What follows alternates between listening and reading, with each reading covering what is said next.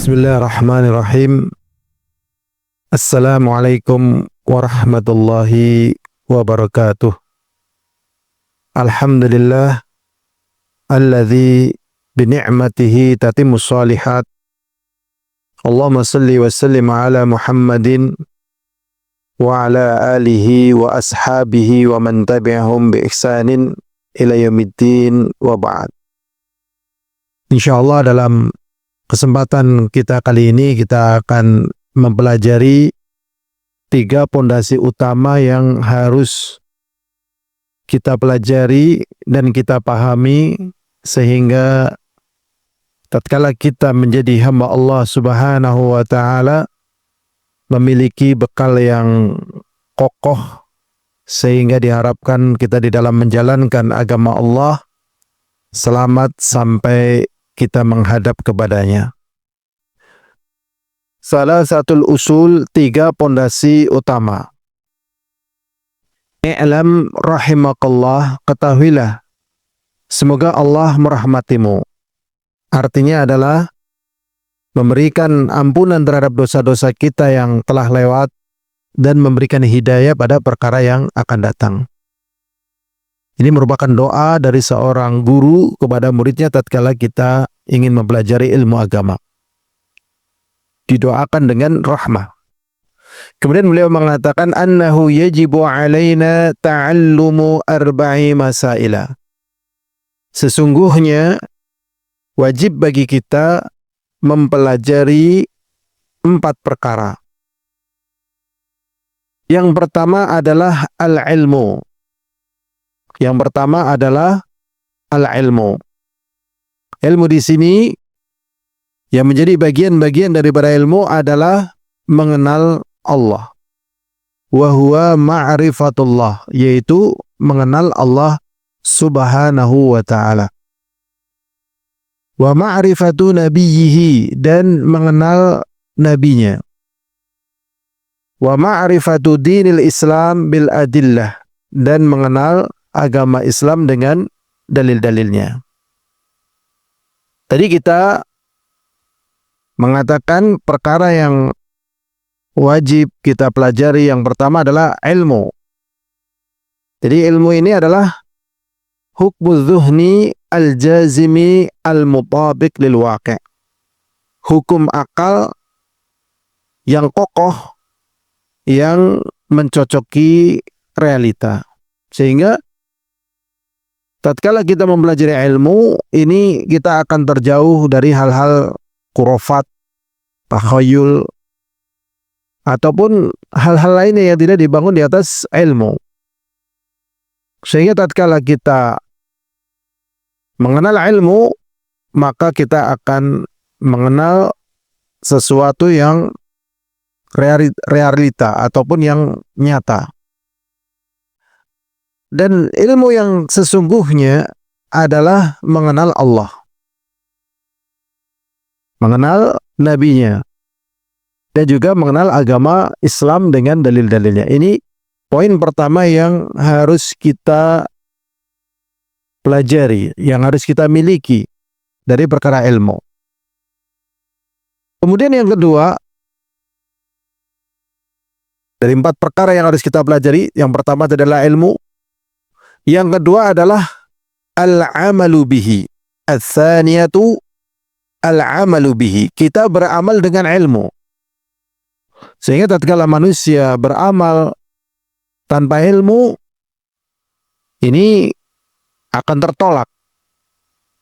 Karena memang agama kita itu dibangun di atas ilmu. Karena setelah kita memiliki ilmunya, maka kita harus beramal. As-salisatu ad-da'watu ilaih. Yang ketiga adalah kita berdakwah kepada ilmu. Rabi'atu, yang keempat adalah as-sabru ala adzafi. Kita bersabar di dalam gangguan tatkala kita berdakwah kepada ilmu. Ini 4 perkara yang harus kita ketahui dan harus kita pelajari. Yang pertama yaitu al-ilmu, yaitu ma'rifatullah, wa ma'rifatu nabiyhi wa ma'rifatu dinil Islam bil adillah. Ini ilmu. Kemudian kita beramal dengan ilmu yang kedua, atsaniyatu al-amalu bihi. Kemudian yang ketiga adalah as-sabru ad-da'watu ilaih. Yang ketiga berdakwah kepada ilmu. Kemudian yang keempat adalah bersabar di atas ilmu. Jadi ini satu paket yang tidak boleh dihilangkan salah satunya. Jadi memang kita harus menempuh itu. Ya, kita harus berilmu, kita beramal dengan ilmu, kemudian berdakwah, kemudian bersabar. Misalnya kita ingin beramal tanpa ilmu tidak bisa. Atau kita ingin berdakwah tanpa kita beramal juga tidak bisa. Atau kita menganggap telah sabar sementara kita belum menemui cara-cara itu juga tidak bisa. Jadi ini satu paket. Ya, satu paket yang memang menjadi bagian yang harus kita pelajari dan harus kita miliki dalam kehidupan kita. Kemudian dalam perkara ini dalilnya adalah firman Allah Subhanahu wa taala di dalam surat Al-Asr. Allah Subhanahu wa taala berfirman, wal 'asr, demi masa. Innal insana lafi khusr illa alladzina amanu wa 'amilus shalihat wa tawassaw bil haqqi wa tawassaw bis sabr. Surat Al-Asr. Allah Subhanahu wa taala mengatakan wal 'asr, demi masa. Jadi yang boleh bersumpah dengan makhluknya hanyalah Allah Subhanahu wa taala. Jadi Allah Subhanahu wa taala bersumpah dengan makhluknya ini boleh. Adapun manusia tatkala bersumpah dengan selain Allah ini tidak boleh. Jadi manusia harus bersumpah dengan nama Allah Subhanahu wa taala. Adapun Allah boleh. Allah bersumpah dengan masa. Ini adalah makhluk Allah Subhanahu wa taala. Kemudian Allah setelah bersumpah mengatakan innal insana lafi khusr. Sesungguhnya manusia itu sungguh-sungguh dalam keadaan rugi. Jadi manusia siapa saja, baik jin dan manusia, kata Allah Subhanahu wa taala, sungguh-sungguh dalam keadaan merugi. Ini pemberitahuan dari Allah Subhanahu wa taala. Sehingga bagi kita harus mengetahui bagaimana kita supaya tidak rugi. Kemudian Allah SWT mengatakan illal ladzina amanu, kecuali orang-orang yang beriman. Ini yang dikecualikan oleh Allah dari golongan orang-orang yang merugi. Dia harus beriman. Nah, beriman di sini kan berarti dia mengenal apa? Mengenal Allah, mengenal Rasulnya, mengenal agama Islam dengan dalil-dalilnya. Ini beriman, ya. Dan beriman ini juga bukan hanya kita merasa beriman, tetapi kita juga ya mengamalkan. Illal ladzina amanu, kecuali orang-orang yang beriman. Wa 'amilus shalihat, dan juga beramal saleh. Dan juga beramal saleh. Beriman juga beramal saleh. Wa tawassaw bil haqqi.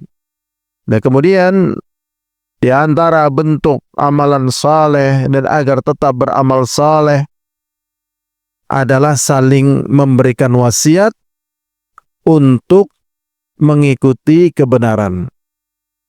Wa tawassaw bis sabr, dan untuk saling memberikan wasiat di dalam kesabaran. Jadi demikianlah yang Allah tuntunkan. Jadi semua manusia pasti merugi. Pasti, ya. Pasti ini karena Allah mengatakan. Kecuali kalau dia beramal soleh. Kecuali kalau dia beramal soleh.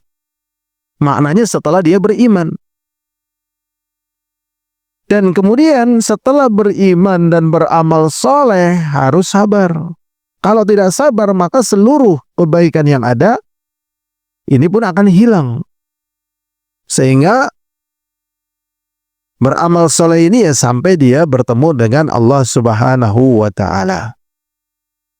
Bahkan Allah Subhanahu wa Ta'ala mengingatkan kepada nabinya untuk bersabar. Padahal imannya kayak apa, kuatnya, amal solehnya kuatnya kayak apa, tapi Allah tetap perintahkan untuk bersabar. Allah mengatakan dalam surat Ahqaf ayat 35, "Fasbir kama sabara ulul azmi minar rusul." Dan bersabarlah engkau wahai Nabi. Kama sabara ulul azmi minar rusul, sebagaimana sabarnya para ulul azmi, yaitu para nabi yang memiliki kesabaran yang agung, atau para nabi yang memiliki ya dzusyara'i al-akbar, memiliki syariat yang besar, yaitu Nuh, Isa, Musa, Isa, dan juga Nabi kita Muhammad SAW. Kita dituntut, Nabi dituntutkan untuk bersabar sebagaimana sabarnya ulul azmi na Rasul. Demikian juga Allah SWT mengatakan dalam Tur ayat 48. Allah mengatakan wasbir li hukmi rabbika fa innaka bi'ayunina, dan sabarlah engkau Nabi Muhammad terhadap ya hukum Rabbmu.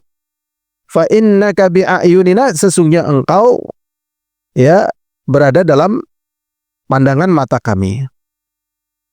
Kemudian juga Allah mengingatkan dalam surat Nahl ayat 128, wasbir wa ma sabruka illa billah, dan bersabarlah. Wa ma sabruka illa billah, dan kalian tentunya tidak akan bisa bersabar kecuali dengan apa yang Allah berikan kepada kalian dari kesabaran. Ini Allah ingatkan demikian itu agar tetap bersabar. Jadi kalau orang bersabar maka akan diberi kesabaran oleh Allah SWT. Dan tatkala orang mau bersabar ini karena memang Allah berikan kesabaran setelah orang itu berusaha untuk sabar. Kemudian untuk penguat agar mereka tetap bersabar karena pahalanya sangat besar, Allah ingatkan dalam surat Az-Zumar ayat 10, innama yuwaffas sabiruna ajrahum bighairi hisab, dan sesungguhnya akan dipenuhkan bagi orang-orang yang bersabar pahalanya tanpa hitungan. Dan memang seluruh pahala itu bisa diraih dengan dia tetap dalam keadaan sabar. Ada orang yang meninggalkan amalan, kenapa? Karena tidak sabar. Sampai ada yang murtad, kenapa? Karena tidak sabar. Jadi kesabaran ini sebagai ya penghilang dari hancurnya amalan. Makanya Allah mengatakan ya sesungguhnya Allah akan memenuhkan pahala bagi orang yang bersabar, itu pahala yang tanpa hitungan. Ya, mungkin orang tatkala bersabar akan merasa berat dan sebagainya, tapi Allah ingatkan juga dalam surat Al-Anfal, wasbiru innallaha masabirin, dan bersabarlah engkau, sesungguhnya Allah bersama orang yang sabar. Berikutnya, setelah kita mengetahui bahasanya kita tadi wajib mempelajari 4 perkara. Yang pertama ilmu, kemudian beramal, kemudian berdakwah, kemudian bersabar. Ini satu paket. Ada penjelasan dari Al-Imam Asy-Syafi'i. Beliau mengatakan, "Lau ma anzalallahu hujjatan ala khalqi illa hadhi surata lakafathum." Dan jikalau manusia, jadi ada satu riwayat yang saya dari Imam Syafi'i, ya. Jadi Imam Syafi'i mengatakan, lau fattasyan nasu illa hadhi surata lakafathum, begitu.